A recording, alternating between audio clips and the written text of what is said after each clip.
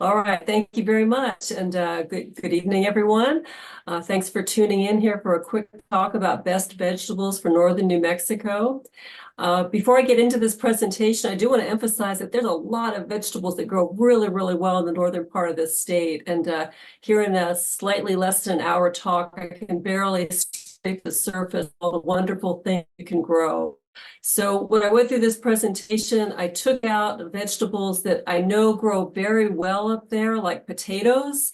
You always know that if you have a commercial industry in a vegetable, there's a reason. Growers came in there, they found that this particular vegetable grows really well.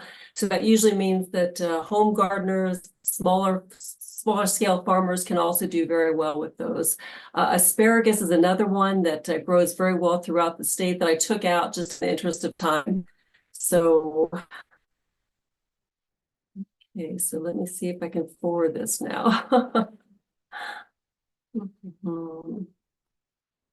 we go. Okay, so to begin with, let's discuss what growing zone we're talking about here in northern New Mexico. And having put up this slide, I know that just recently the USDA has updated their USDA readiness zone maps. So this map here is based on the old information we have. Over the next few months, I will be working to get this publication upgraded to the new information the USDA is providing. But for now, this information is going to still fit very well in northern New Mexico.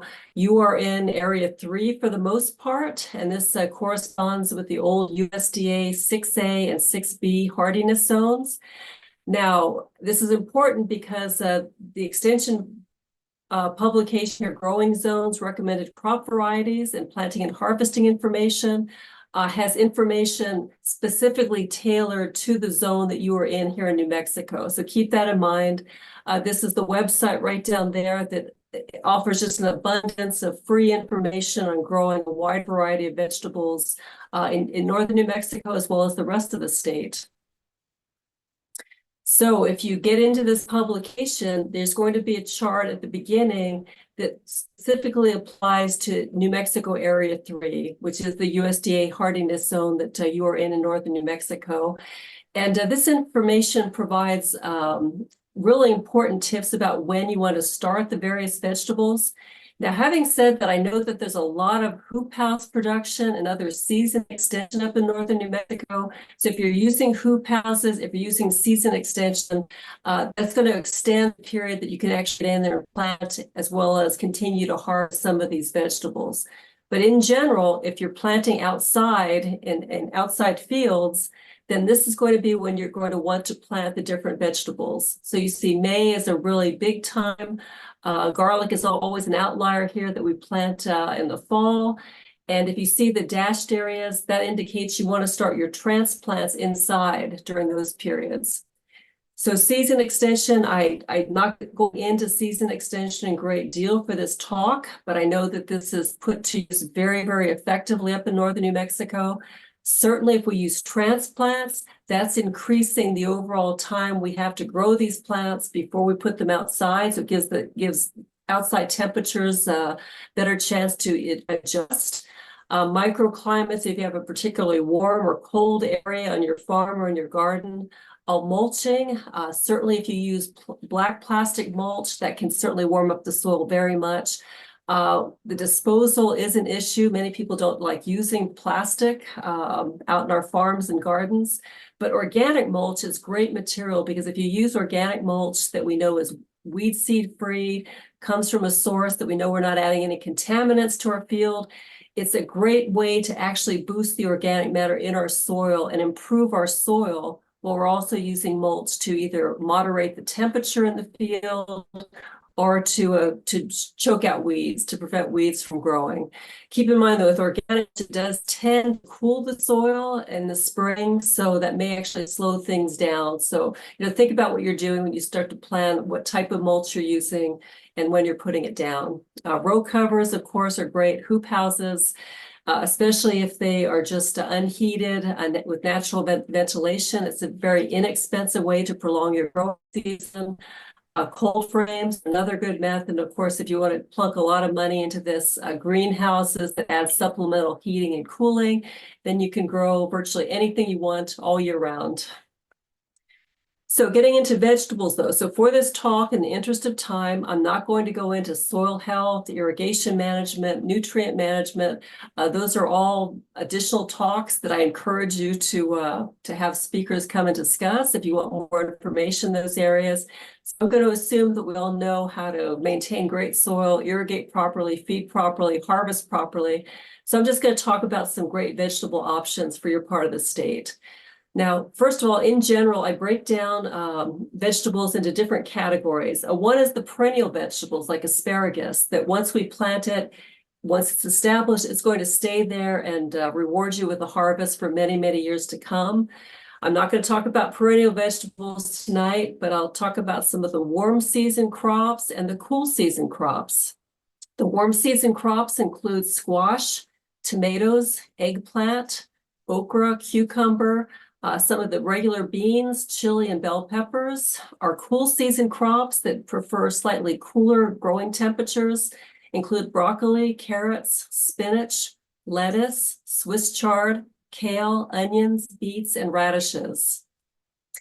Now, with our warm season vegetables, these will be damaged or outright killed if we have frost or freezing temperatures. So these are the ones that we have to either protect with the season extension techniques like a hoop house, or put them out in the field or in our garden after all danger of freezing temperatures has passed. So it leaves a relatively short or quick growing window up in northern New Mexico.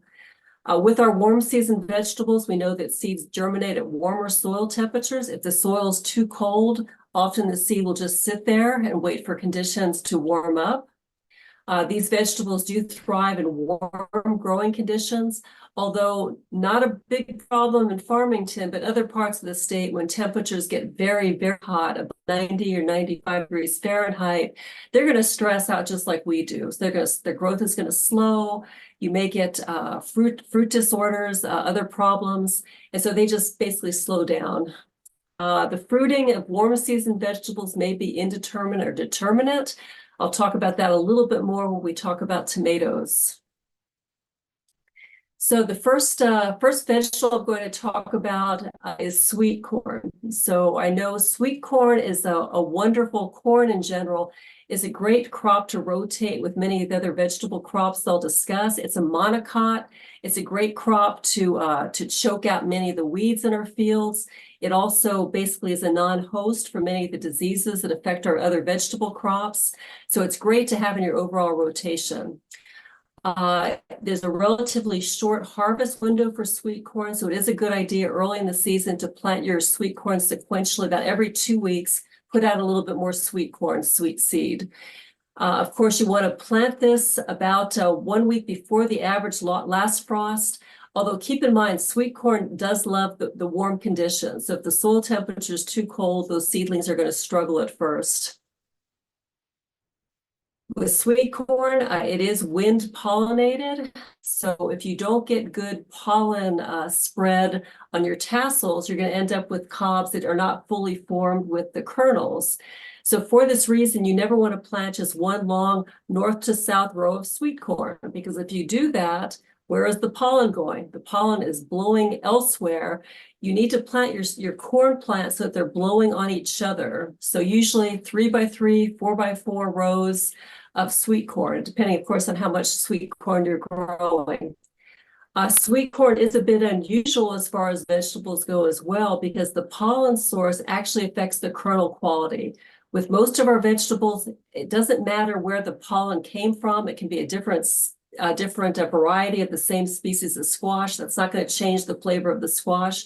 But with sweet corn, if it's pollinated with blue corn, if it's pollinated with field corn, it is going to give bad taste or off taste. You're not going to get that good sweet flavor that you're looking for with sweet corn. Now, as I mentioned, so you do need to isolate different types of corn some distance so that they don't cross-pollinate and adversely affect the quality. Germination of corn, of sweet corn, is very quick if your soil temperature is above 68 to about 77 degrees Fahrenheit. If the temperature of the soil is only down in the 50s, it's going to be much slower. And of course, whenever our seedlings struggle to start early in the season, that's usually bodes ill for their development through the rest of the season. Now we have almost all corn that you buy now from seed companies is hybrid. It's because the hybrid corn just yields so much more than open pollinated varieties. And once again, I'm assuming you all know the difference between hybrid and open pollinated varieties. If there's questions about this, please ask me at the end. And I do a whole other talk on just seed saving and these considerations. But what you really want to look for is the regular sweet hybrids. They have that delicious natural sweet corn taste, and they do perform better in the relatively cool soil temperatures starting in the season up in northern New Mexico. We do have options of super sweet that through genetics, kind of genetic tricks. This isn't GMO, but just genetic tricks. They have a very, very high level of sugar that maintains longer. But with super sweets, they really struggle if growing conditions aren't just right when they're starting out.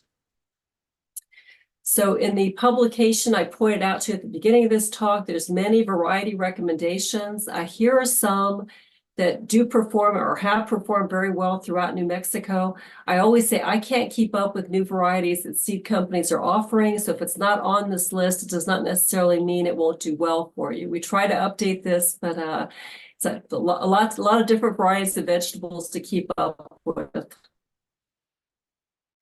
So tomatoes. I can't talk about vegetables without talking about tomatoes because they're just so popular. Homegrown or locally grown tomatoes just exceed and are so much better in quality than any tomatoes that are going to be shipped in from long distances. Because it really is true. Many modern varieties of tomatoes were bred for shipping. So they're tough. They'll stand up to some jostling, but that's at the expense of the flavor and the quality, unfortunately. So that's why it's always great to have some good fresh tomatoes growing nearby. Of course, tomatoes are a member of the nightshade family. This is very close relatives of eggplants, peppers, and potatoes. And they are classified as a fruit. And really, it's kind of a funny story. The only reason we officially recognize them as a vegetable is because of a U.S. Supreme Court ruling back in 1893 that had to do with tariffs, whether you were shipping vegetables or shipping fruit across the border. Tomatoes are sensitive to frost, so these are going to be damaged or killed depending on how cold it gets. We definitely want to grow them in the warmer months. As I said, I promise I get back to vine types. So with tomatoes, they do come in both determinate and indeterminate varieties. Now, you may not be familiar with terms determinate and indeterminate. Okay, I'm having internet issues. I apologize, it looks like I'm having internet issues. I hope I'm back now. So with our determinate, that also refers to bush type or dwarf tomatoes. And these are the tomatoes that typically don't require trellising or caging or any means of holding them upright or allowing the vines to grow that way. They're great for container gardens or if you have very, very small gardening spaces because the determinate plants do not get very large in comparison to the indeterminate type tomatoes. Determinate tomatoes will also tend to set their fruit at the same time, and they tend to have earlier maturity. So in northern New Mexico, where you have a shorter warm season growing period, these can give you tomatoes a lot quicker compared to the indeterminate varieties. So indeterminate tomatoes are also referred to as vining or pole type. These are going to typically benefit from staking, caging, or trellising. Of course, we don't want our tomato fruit ripening and touching the ground because that will rot the fruit. With indeterminate tomatoes, they tend to set the fruit over a longer period of time. So you're going to be continually harvesting throughout the season. And then by the end of the season, the indeterminate types tend to have higher overall yields. Most of the cherry types are indeterminate. So with big bushy plants. And cherry tomatoes are really the best for New Mexico in general, including northern New Mexico. Cherry tomatoes resist a lot of the disorders we see very commonly in the larger fruited types. So if you don't mind doing a lot of harvesting of those small fruit, they're a very good selection for your gardens and farms. So tomatoes are heavy feeders. They do require a high amount of potassium, calcium, and iron. Actually, we have a lot of calcium in our soil, so usually it's very well available. We occasionally get iron chlorosis because of our alkaline soil. There's moderate requirements for some of these micronutrients here that I won't read off. You can read them yourselves. But keep in mind, here in New Mexico, most of our soil is very alkaline, including in northern New Mexico. So that's when we get micronutrient deficiencies, especially zinc, manganese, and iron. One thing to keep in mind with tomatoes is they do not like, it's not beneficial, I should say, to give them a lot of nitrogen fertilization. We also see this in peppers and potatoes a little bit, but tomatoes are particularly sensitive. If they have too much nitrogen fertility, they want to just grow leaves. So basically they will grow, big piles of green, lush leaves, but never actually kick into the reproductive phase where they're actually setting fruit. So you want to back off on the nitrogen. Certainly don't add, heavy doses of nitrogen regularly early in the season, just enough to keep them happy. We do have tomatoes, fertilizers that were specifically developed to be lower in nitrogen. So here that 83216. The first number is always the nitrogen. The second is the phosphorus. Third is the potassium. And here in New Mexico, most of our soil has lots of potassium. We need to add some nitrogen. And of course, phosphorus is always an important element, macronutrient that we need to apply to our vegetables. So although you can direct seed or plant tomatoes, usually we're going to transplant them. This is a great boost on the season. We can start our harvest sooner, and we can hopefully complete our harvest before the frost start in the fall. So plant them outside after the last frost, since these are tender plants. Then you're going to thin your plants to about 12 to a 24-inch spacing. So starting your transplants inside or inside a greenhouse, you want to do this about 8 weeks before you're going to put these out in the field.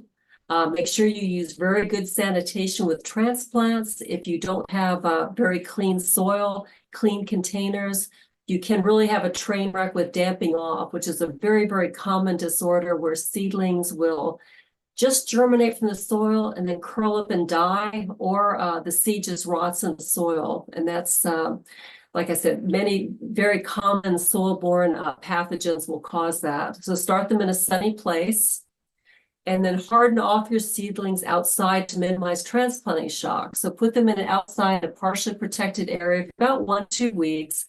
If you're expecting a freeze that night, bring them back in. You're going to kill your transplants before they can ever get out to the field. Keep the soil moist and not overly wet, and just let them acclimatize out there before you put them in your field. Tomatoes, especially if you have long, leggy transplants, very often if you have transplants growing and they're stretching, trying to reach the light, there'll be these long, kind of silly things. Well, a great thing about tomatoes is that you can trench these in. And by trenching, I mean you take that spinny tomatoes, you bury that in the soil, pinch off the leaves, and anywhere where that stem is underneath that soil, you're going to have adventitious root growth. So you're going to get a big, robust root structure growing those tomatoes to better feed the above ground portion of the tomato. Then this way you also avoid having that floppy transplant on top of the soil. So many disorders that we see commonly in tomatoes, like blossom end rot. We also see this in melons. We also see this commonly in chili peppers. And this is just an abiotic disorder that's caused when we have stressful conditions to those plants during the fruit set. So especially if you have tomatoes in containers, it's really, really hard to prevent this. But just be aware that when your plants are flowering, that's a really important time to make sure they get good irrigation, steady irrigation, good fertilization, and hopefully they're protected from harsh environmental conditions. So tomato cultivars, the plum and small type, do the best. We see less of these disorders with these, so they're a great, great choice if you don't mind harvesting a lot of small tomatoes off your plants. The beefsteak, of course, the large, juicy, fresh-eating tomatoes, but we do tend to get blossom end rot, some of the other disorders I'm going to mention here in just a second in these. The paste tomatoes are those that were bred for high solids that are really the best for cooking if you're going to make spaghetti sauce or other salsas out of tomatoes. And of course, the heirlooms. If you can avoid the disorders and diseases of tomatoes up in northern New Mexico, people love heirloom tomatoes, and with great reason. They have such great flavor, just such great eating quality. The problem is they weren't really bred or selected for disease or environmental stress tolerance. So heirloom tomatoes can be the first to go down if it is a bad disease or bad weather year. So other disorders, I think I got these out of order just a little bit, my apologies, but splitting fruit. So with our tomatoes, we don't see this as much in cherry tomatoes, with our heirlooms, with our beefsteaks, with our paste. Once you reach that mature skin color, those fruit can't quickly expand to take in rapid influxes of water. So if we suddenly get a monsoonal rainflow, or if you over irrigate, those fruit are going to split. And very quickly after there's the opening in the outer skin of that tomato, secondary pathogens will move in and cause those fruits to rot. So once they're starting to rot, they're no longer good to eat. You need to put them in your compost pile. Same thing with melons. I have the melon picture here. Melons can be challenging, especially the heirloom melons, because they haven't been bred for crack resistance. So like the second those fruit are ripe, they split because they want to spread their seed, right? They don't want to wait until somebody can come and harvest them. So melons can be tricky as far as missing that fruit splitting. Another thing we commonly see in tomatoes is poor fruit set. So certainly insect or disease pressure can prevent our tomato plants from setting fruit. I don't go into curly top virus this evening, but curly top virus, once tomato plants are infected with that, they will stop setting fruit. Pollination is also critical for good fruit set though. So if we have temperatures that are very low, less than 50 degrees, or temperatures that are very high, not a big problem in northern New Mexico, but these temperatures are too extreme to have pollination occur. If we don't have pollination occur with a fruiting vegetable like tomatoes, then there's no fruit. And these temperature extremes, especially the hot ones, will also cause blossom drop. If our flowers drop off our tomato plants, no fruit, once again. And as I already mentioned with the fertility, excessive nitrogen fertility will cause really abundant green leaf growth in a healthy tomato plant, but they just don't want to kick in the reproductive phase and start setting tomatoes. And I know, okay. And I know, I'm sorry if I clicked out there, it's telling my internet's unstable, my apologies. Most of us grow our tomatoes for their fruit, not the leaves. So don't over-fertilize. So the sweet corn and tomatoes were two I just really wanted to emphasize. I know chili peppers are growing very successful up in northern New Mexico, especially under hoop houses. I'm not going to go into those. I've done separate chili pepper talks before. But crops that really do well in northern New Mexico, particularly are many of our cool season crop selections. So our cool season vegetables, these are highly or some frost tolerant. So a little bit of frost is not going to hurt many of these. Most of these, the seeds germinate at cool soil temperatures. The cool season vegetables tend to have shallow root systems. They greatly respond to nitrogen and phosphorus application. And most of these, if you try growing these when it's hot out or during the summer, they're not going to give you as good a quality. This is not a big deal in northern New Mexico. In other parts of New Mexico, if you try to grow these during the summer, they are going to either just perish or give you really, really off taste or very, very poor growth. One disorder we do see in cool season vegetables quite often is bolting. And bolting is when you have the premature development of a seed stalk. When the seed stalk forms, and all the carbohydrates and sugars and food substances in that plant go to seed production instead of being available for us when we harvest that onion or that carrot. So here's a field of bolting onions. So I'm sure you've all seen that when you get an onion, you purchase an onion, you pick one, and it starts to put up a seed stalk. The onion kind of just turns to mush and very quickly becomes unusable.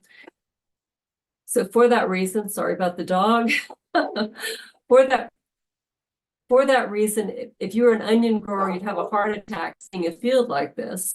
Fortunately, this field was an onion seed field production plot. So the onion seed producer was very happy to see this. Bolting can be triggered by either vernalization or a cold spell, especially early in the season, or changes in day length, and this is known as photoperiod bolting. So some of the annual crops that will bolt because of changes in day length or photoperiod include lettuce, radish, and spinach. We often see these when the day length increases, our lettuce plants bolt. If you've ever tried eating lettuce from a lettuce plant that's bolted, you'll find that it's very, very bitter, quite unpalatable. Biennial crops that are sensitive to bolting due to fertilization, those uneven temperatures include onions, leeks, carrots, and beets. And these are the ones that will usually produce a large storage organ that first year, and then we will harvest it. And we'll typically in nature put up seed the second year. So if they put up seed stalks the first year, that's bolting, and that's a defect. And this particularly occurs with uneven temperatures early in the season with these crops.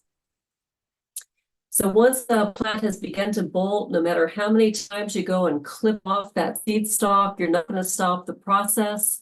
The best thing that we can do to prevent bolting disorders in our cool season vegetables are delaying planting until the temperatures are more stable, or you plant that best planting window as indicated on that chart I showed you at the beginning of this talk. Also, there are bolting varieties available, so bolting is an issue, and it's one variety. Try some of the other varieties that may have more genetic tolerance to this disorder. So with our cool season families, the allium family is definitely a great one for northern New Mexico. So onions and garlics in particular. As with corn, these are monocots. So onions and garlic are great rotation crops to rotate chili, rotate most of our typical vegetables I'm talking about tonight.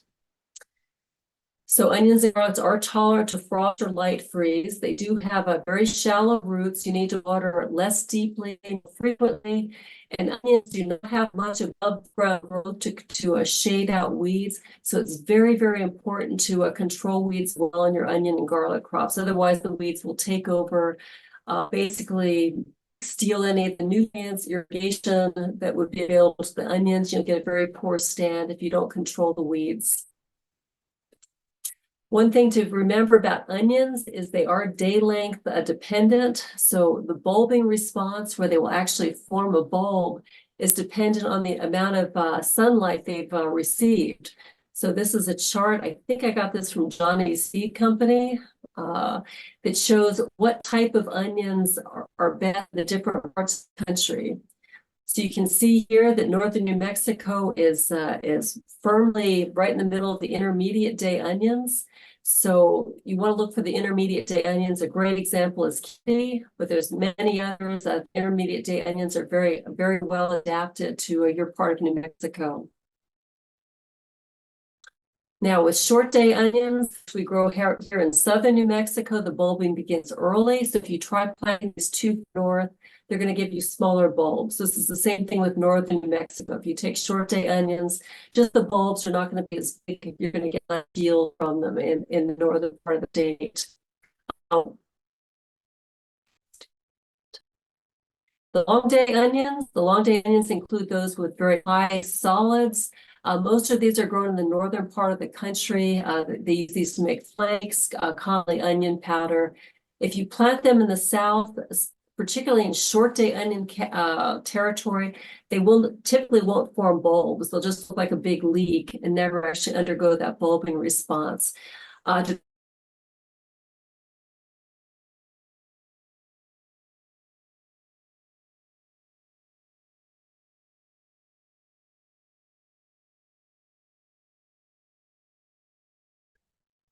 Apologies, everyone. We are experiencing some technical difficulties, but she's still on here and we'll get our presentation back on there.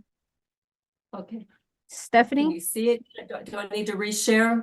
Yeah, I think you have to reshare. Okay. And Okay, sorry about that. when I experience glitches like that, it helps kind of to turn off like your stop. Well, I don't think you can. I'll turn off my picture, my video. Okay. Can Maybe you that. hear me still? Yeah, we can hear you. Okay. And you can see the screen okay? Yeah, I see your slides starting with the first title. Should we start from the beginning? No, just kidding. Okay. You got that? Yep, I see your slide Oh. and there you go. Excellent. Okay, very good. Okay, so so we just talked about the day length requirements of onions. So be aware of that when you pick what variety you're going to actually plant. A harvest of onions is typically May through August, depending on the variety and whether you started by seed or transplant. You harvest onions when the leaves begin to turn yellow and lodge. That is that you see in this picture, just the onion leaves fall over on the ground. And of course, bolting can be an issue with onions, so be aware of that. Garlic is another allium that does very, very well in New Mexico. There's two different types, soft neck and hard neck. Soft neck does better in the southern part of the state, and it does have a very strong garlic flavor. It stores very well. This is the type of garlic where you make the garlic braids. However, the hardneck garlic is really the varieties that are known for better flavor or very deep, intense garlic flavor. And in southern New Mexico, it's too hot to grow these. Northern New Mexico is an ideal location to grow the hardneck garlic types. So with garlic, of course, here's a box of bulbs, and each bulb is made up of several sections of cloves. I know I have heard of gardeners who have planted the whole bulb, so you don't do that. Take your bulb, break it up into its cloves with the soft neck type here, and if you're saving your garlic bulbs, you do need to store them in a cool place for several months before you plant them. Otherwise, they won't germinate for you the next season. So plant them in the soil about 1.5 to 2 inches apart and cover them with just 1 to 2 inches of fine soil. So garlic does not lodge the way onions do when they're ready to be harvested. So you can kind of bend the tops over to kind of hasten maturing later in the season. Dig it up to see if those bulbs are well differentiated and well formed and sized. Pull the plants up and allow them to cure in the sun for several hours before you put them away for storage. And of course, always keep them well ventilated. Cut off the tops, let that top wound heal before you store in a cool, well ventilated area for long-term storage. So another great crop for northern New Mexico is lettuce. Lettuce, obviously a very, very popular vegetable crop. There's 4 different types of lettuce. This includes the leaf, the crisp head, the butterhead, or romaine lettuce that is also known as cos. Now with lettuce, if you're doing the heading lettuce, as with sweet corn, you really want to plant it in a succession early in the season to prolong the harvest later in the season. Leaf lettuce is a very, very quick crop. It only takes about 30 to 45 days after planting before you can start picking. And of course, with leaf lettuce, you can actually trim it and allow it to regenerate and grow back. Lettuce does germinate better in cool soil temperatures. And when the temperature gets hot out there, when the soil is above 80 degrees, it's very, very difficult to get lettuce seed to even germinate. Now, lettuce will get some freeze damage if it gets cold enough. Really, the biggest problem with lettuce, though, is hot days. So if temperatures are above 70 degrees, especially if you're getting longer day length, it will cause it to bolt. And you can see a bunch of bolting lettuce out here in this field. So really, what you want to do is grow this when temperatures are about the 60 to 70 range. Or else just harvest them as baby lettuces. Some places I was quite interested to see in tropical places, they will grow lettuce, but of course it's always too hot to grow good quality lettuce. So they just harvest it when it's very, very immature baby lettuce and it's not quite developed finish. So another cool season vegetable family is the parsley family that includes carrots, celery, and parsley. I'm going to talk about carrots because carrots is a great crop for northern New Mexico. Of course, in nature, carrots are biennial, so it takes 2 years to go from seed to seed. Of course, we interrupt that life cycle and grow them as an annual. Carrots come in a variety of colors: white, purple, yellow, orange, and red. We just I'm very happy that we see a lot more diversity in carrots that you can purchase seed for or purchase carrots. For a long time, it seemed we were just stuck with the Danvers, the orange type. But people are getting much more adventurous with their carrots these days. Carrots do grow best between 59 and 65 degrees. Temperatures that are very low will slow growth and decrease the color development of our carrots. But really, our biggest problem usually is if we try to grow them in the heat when it's very hot, because that does cause strong flavor and coarse, unpalatable roots. With carrots, you do want to prepare the soil well before you plant them, because if you do have obstructions in the soil, everywhere that growing taproot of that carrot hits an obstruction, it's going to cause that taproot to branch.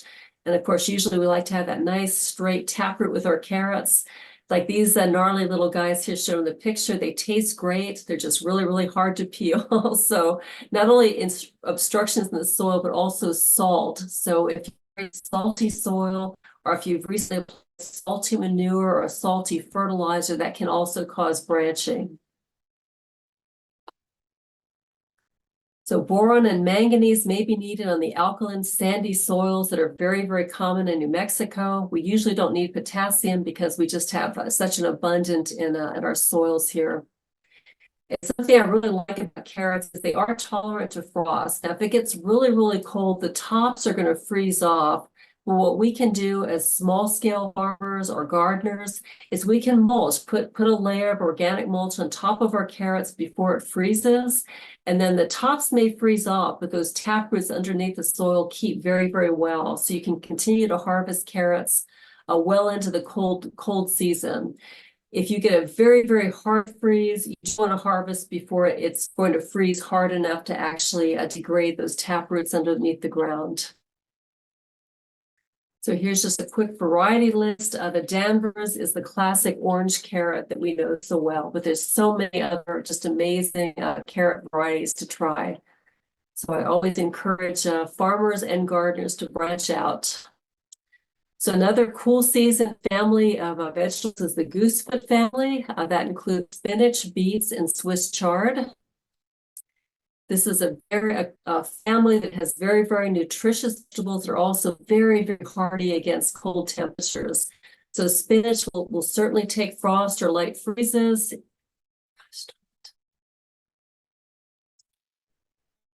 Prefers growing temperatures between 55 and 65 degrees Fahrenheit, and it will tend to bolt and develop offers if it gets much hotter than that while your spinach is developing.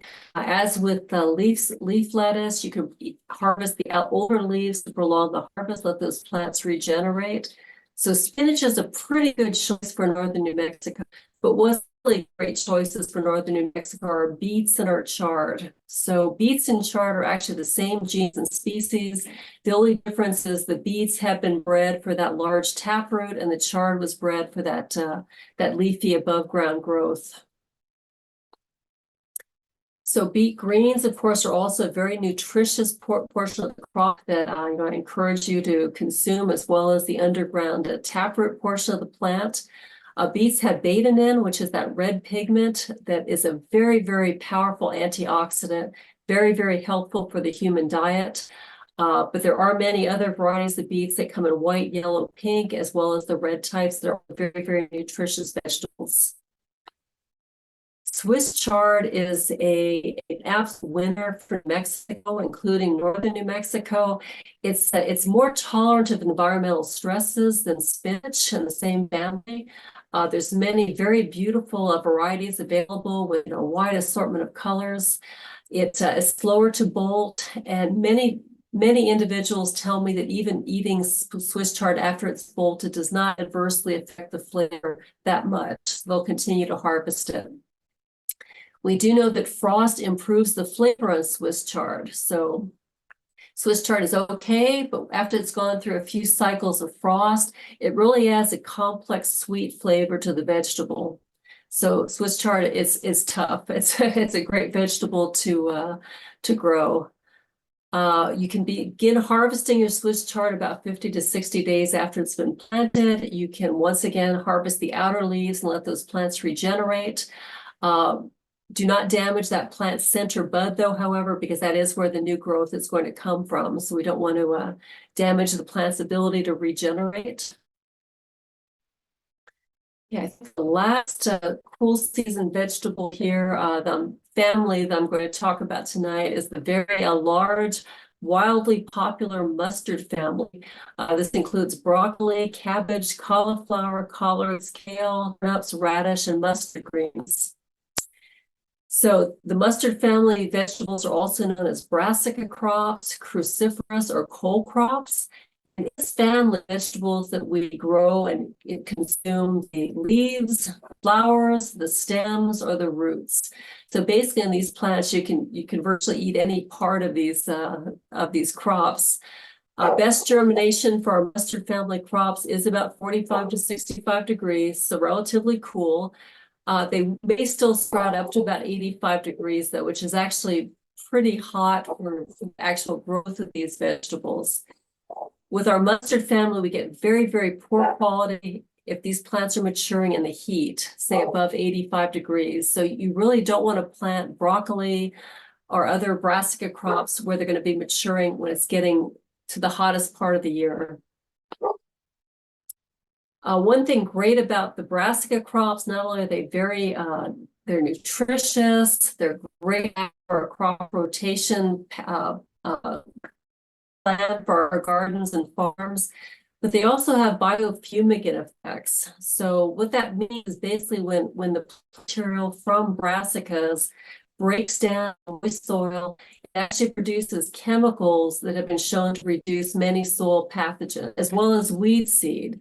So, many people just grow a brassica crop as a green manure, so you can just help improve your soil. But certainly if you're just growing it as a rotation crop, that is also helping with your soil health.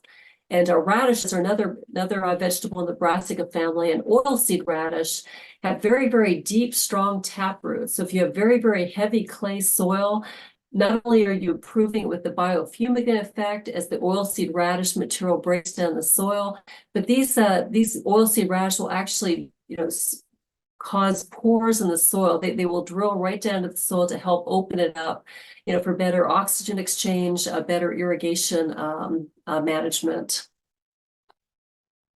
So here's some of our classic radishes though, and these are absolutely one of the easiest and quickest vegetables we can put in our farms and gardens. Just takes less than a month from planting to harvest.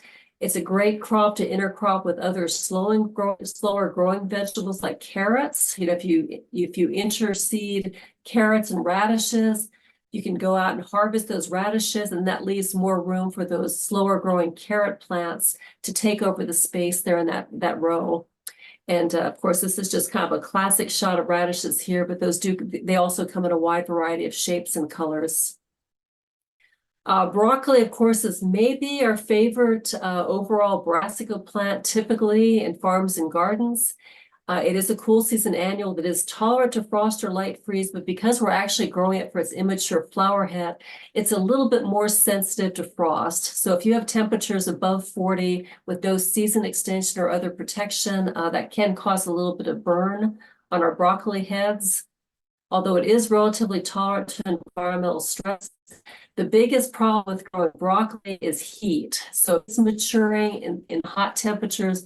It develops very, very bitter off flavors that really make it unpalatable to eat. So you really get a much, much better quality if you plant and it's maturing in cool weather, less than 70 degrees. So I already mentioned temperatures below 40 can cause chilling injury. You want to harvest your broccoli when those heads are firm, but before the flowers begin to open. Cut the broccoli just below the floret, and new shoots will be stimulated to start growing off of those same plants. Button heads is a disorder we occasionally see that can be caused by extreme temperatures while these plants are growing, or nitrogen deficiency. So if they're not getting enough nitrogen, they're also not going to give you optimum yield.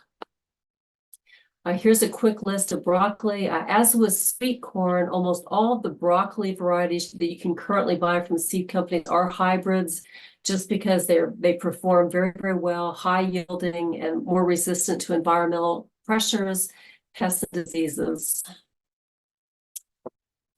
Okay, to wrap up, before I take some questions and strategies, first of all, for best operations in your garden, on your farm, wherever you're growing your vegetables, make sure you get out to actually see what's going on regularly. You can't just plant your seeds and expect a wonderful harvest and in a couple months' time. Make sure you always continue to build your soil health as well as irrigation efficiency. Make sure you provide the proper nutrition that that type of vegetable needs. Use high quality seed. Go with varieties that do well in northern New Mexico. I went over some today, but certainly talk to friends, neighbors to find out what varieties have performed well, have a good history of good performance. Always plant at the correct time. That's really critical for best performance of any vegetables. Harvest at the correct time so that you get the best nutritional quality and flavor.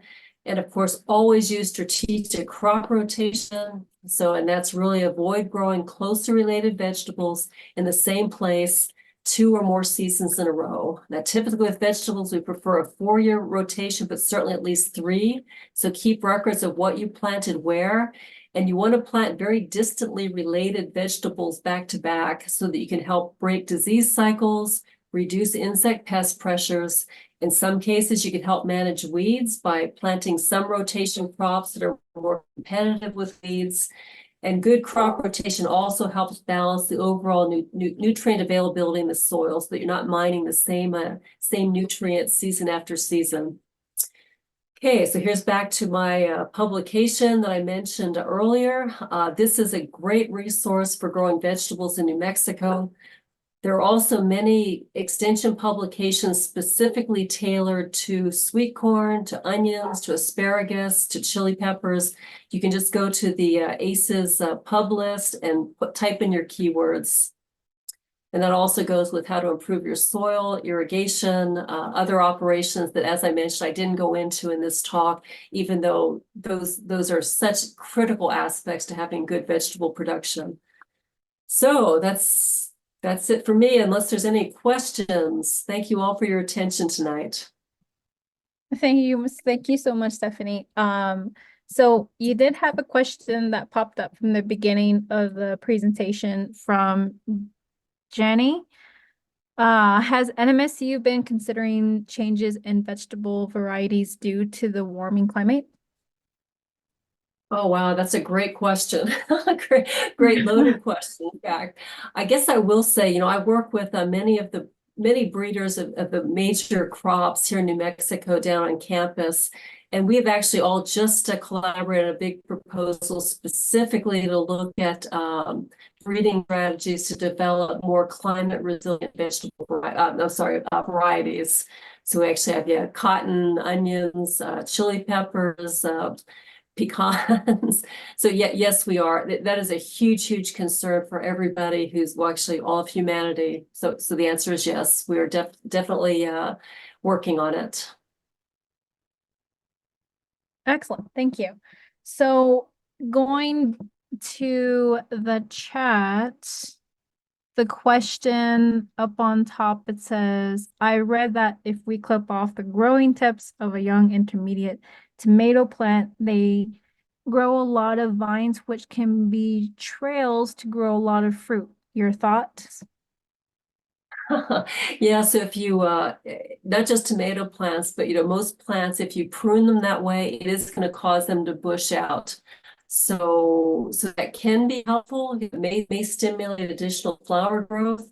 There's only going to be so much yield that one plant can produce, though. So if you do that, you may end up with more tomatoes, but smaller tomatoes, or you may end up with about this, you're going to probably end up with about the same yield typically, but it is going to stimulate flowers. So I'd say in some ways it can be good. It doesn't help you maybe as much as you think it will. Okay.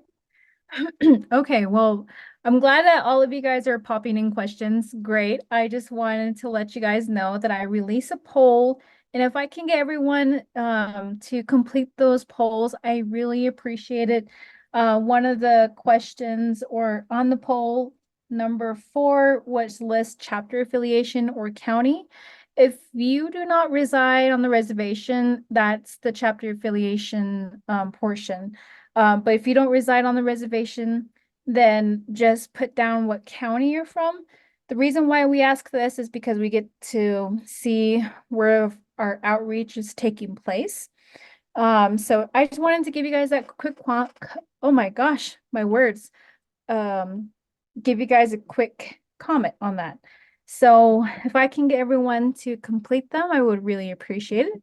So going back to the chat, let's see, where do we leave off? Marie, can I plant cool season veggies around my tomato plants, for example, to maximize what I grow in my raised beds? And another follow-up question of hers, is it problematic if I plant various varieties of winter squash close together?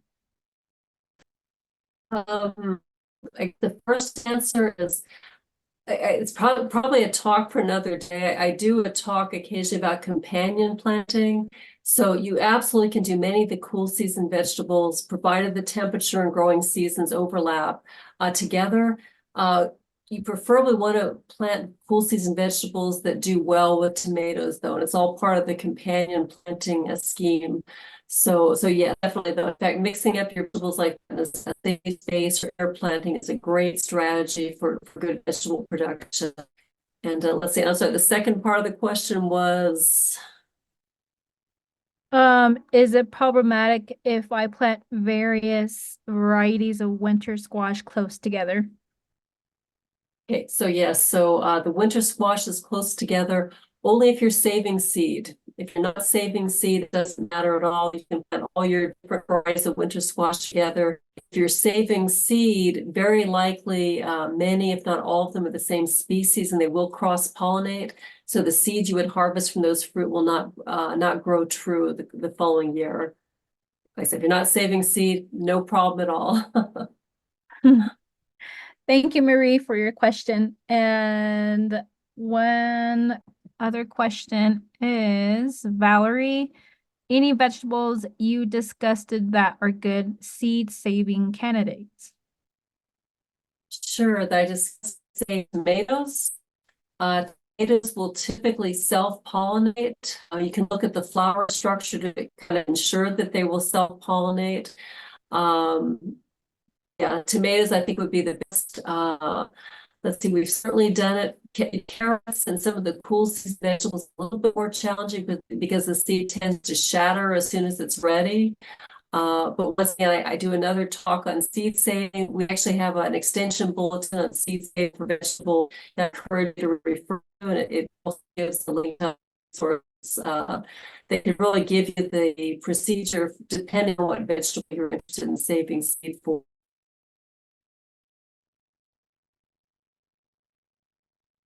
Okay. And another question, can I be notified when you have more talks like companion planting? Do you have any schedule, Stephanie, for your side that you would be covering companion planting? I've been asked that just recently. Usually when I do these talks, it's because NAPI or because a specific county agent has requested I do these talks. So I just did some in Santa Ana Pueblo maybe 3 months ago.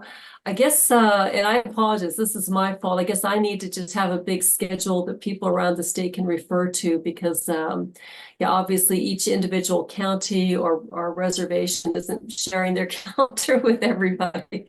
So I'll see what I can do about that. I will say, so tomorrow morning I'll be in Deming about chili pet diseases, but that won't be virtual. So you have to make it to Deming to hear that one. Okay. All right. Okay, so next question. Will gourd plants near other summer squash affect the squash's taste?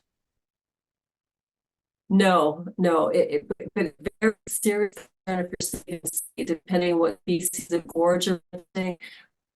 It will affect the genetics of the seed, does not affect the taste, no. So like I said, with sweet corn, the pollen source affects the taste.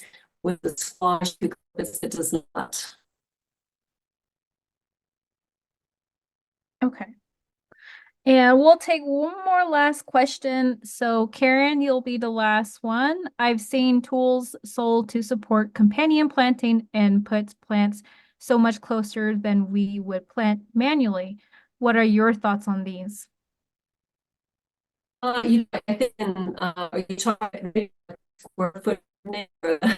Stephanie, Sure. cutting in and out. Sorry, can you hear me now? A little bit. Oh, I'm so sorry. Gosh, the internet here must be terrible. I'm so sorry. That next time I'll need to stay in my office to do the next Zoom.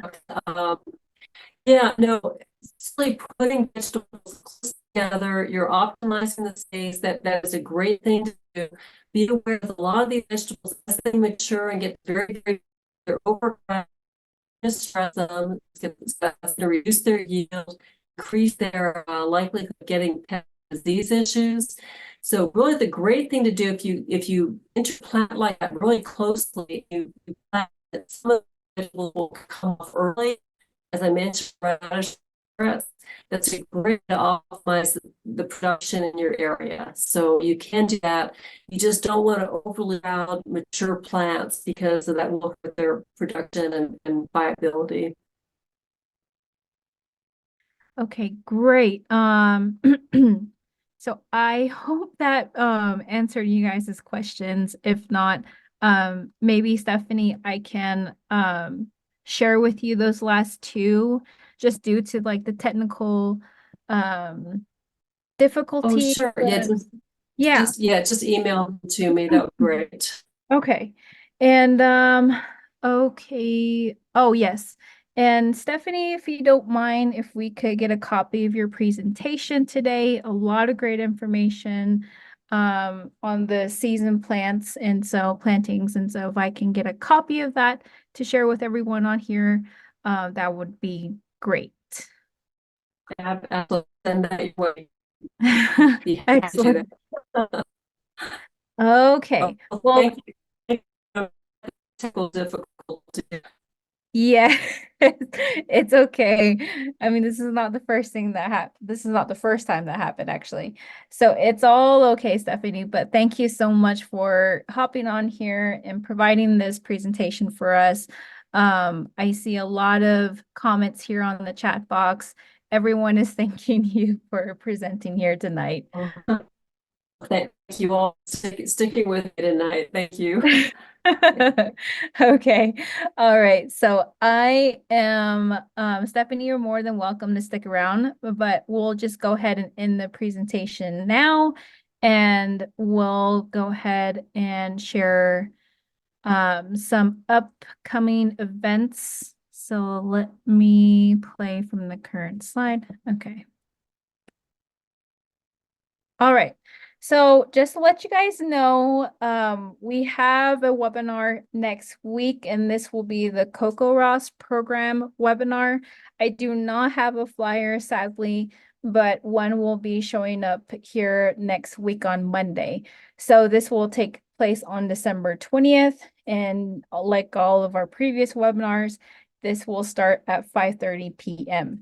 And our presenter for this CocoRoss program webinar will be presented by David Du Bois. So he's going to be our presenter for next week. And I'm not sure if majority of you are from near the reservation or perhaps even near Grants. We do have a workshop coming up for indoor microgreens. If you are interested, this is going to be taking place on January 10th. Time, we're still trying to think about that.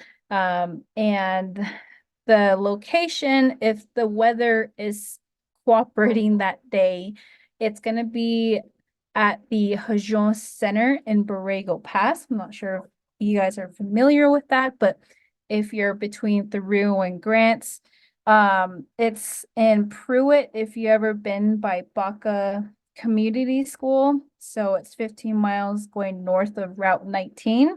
Or if you're coming in from Crown Point, Borrego Pass is going on taking the Borrego Pass Road, I should say, and that's 10 miles going east.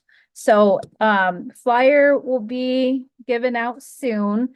So stay tuned. We do have a website, an operating website, and we do have our Facebook page as well. And I'll just go ahead and share that information with you now. So this is what our website looks like.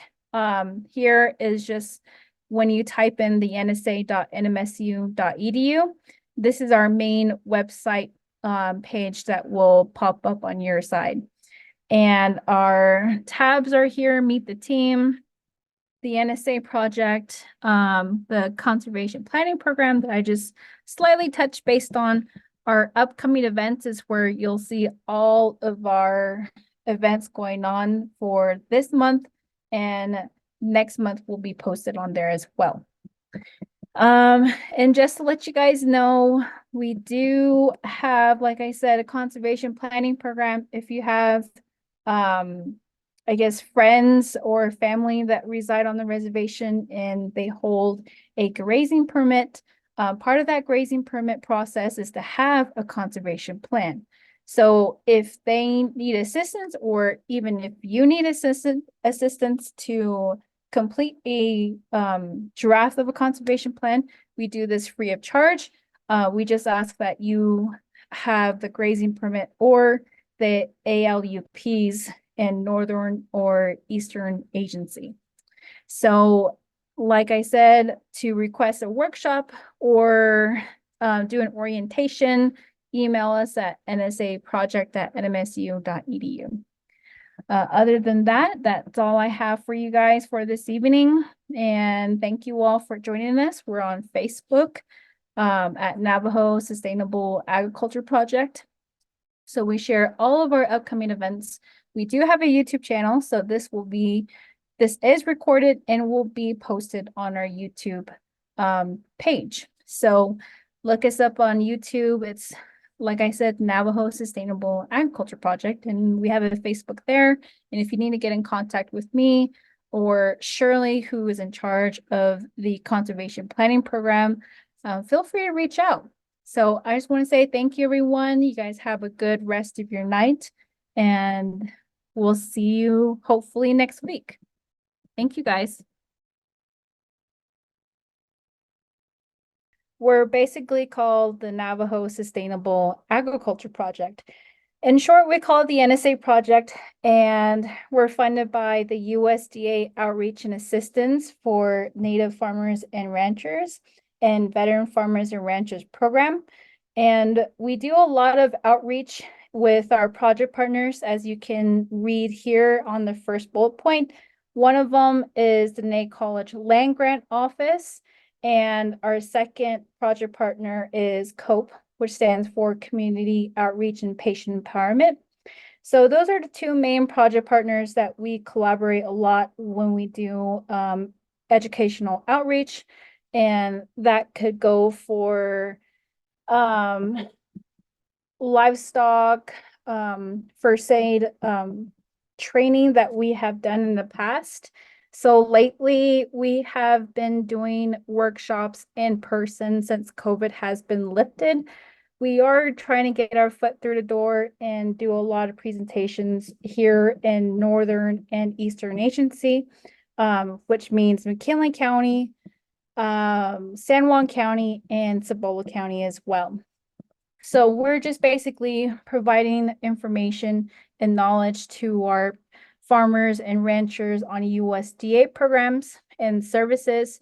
So we collaborate with local field offices to get an overview of what type of local programs that local producers can apply for. And we also, like I've mentioned, do a lot of in-person workshops, from herd health to record keeping to a lot of horticulture projects, and that can be to gardening with schools. So that's what we have been doing so far. And not sure if you follow us on Facebook, but we're limited on webinars and more geared towards in-person activities. But that doesn't say that we're gonna stop webinars, but we're just gonna do a little bit of both. And lastly, we do increase the local production and consumption of fresh fruits and vegetables and healthy foods by Navajo families and individuals. So as I mentioned before, we are starting our garden projects in collaboration with the Ney College Land Grant Office with several schools here on the reservation. And I just wanted to share that with you guys. We also have a conservation planning program that we're sharing with a lot of our producers that reside here on the reservation. So if you're a producer on here and you're tuning in, native producer and need of assistance with conservation planning program or conservation planning, we do provide our assistance and services. And so I can share more information at the end of this presentation.